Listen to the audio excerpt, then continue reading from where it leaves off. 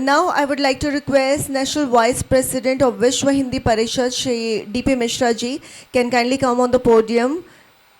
A big round of applause everyone for Shri D.P. Mishra ji.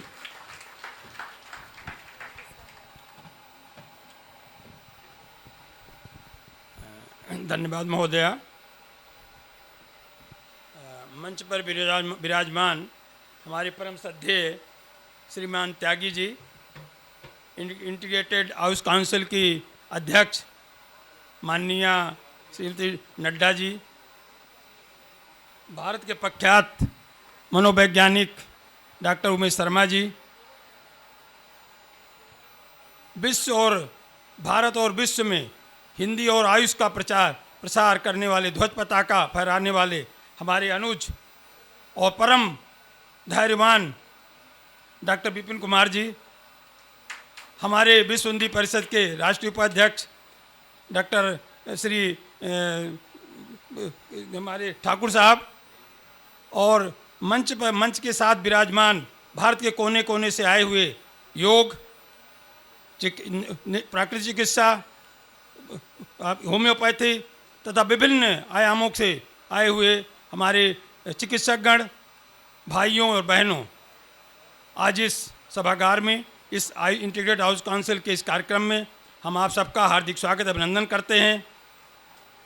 आप सबके समझ जितने डॉक्टर्स हैं, आयुष पर कुछ बोलना या योग पर कुछ बोलना, मुझे लगता है सूर्य को दीपक दिखाने के लिए मेरी बात होगी, लेकिन जो चीज़ मुझे सबसे अच्छी लगती है कि इंटीग्रेटेड हाउस काउंसिल का जो उद्देश्य है वो हमारे प्रधानमंत्री का जो एक उद्देश्य विजन है, उद्देश्य है भारत को 2037 तक आत्मनिर्भर भारत, विकसित भारत बनाना है।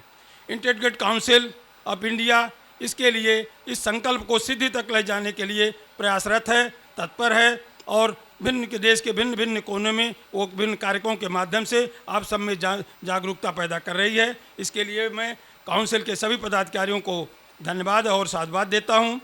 मेरा अपना मानना है कि विकसित भारत को बनना है तो भारत में स्वस्थ होना बहुत ज़रूरी है। स्वास्थ्य जो है, बिना उसके आज भारत में बहुत कुछ हम आर्थिक समृद्धि की तरफ बढ़ रहे हैं, लेकिन एक विषय जो हमारे यहाँ बड़ा सब तनाव से ग्रस्त हैं। आज बड़े से बड़े सब लोग तनाव, और मुझे लगता है उसका उसकी दवा केवल आयुष में है, योग में है, और कहीं नहीं है, किसी पद्धति में शायद नहीं है। तो मेरा अपना मानना है कि भारत को विकसित भारत, आत्मनिर्भर भारत बनना है तो इंटीग्रेटेड हाउस काउंसिल जो अपना लक्ष्य लेकर चल रही है, आप सब लोग उसमें पुरजोर अपना समर्थन दें।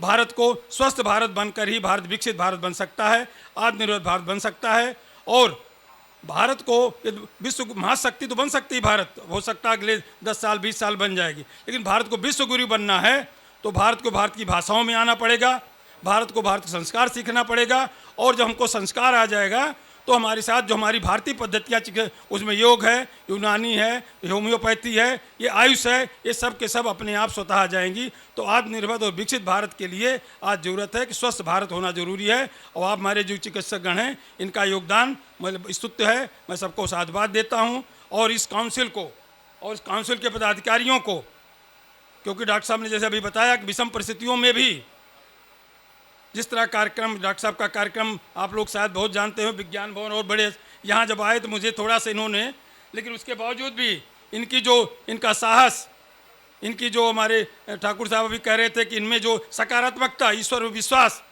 शायद आप लोगों का सहयोग है कि हम सब लोग इसको 3 दिन के कार्यक्रम को आप पूरी सफलता से, और सफलता नहीं सार्थकता से हम इसको पूरा करेंगे।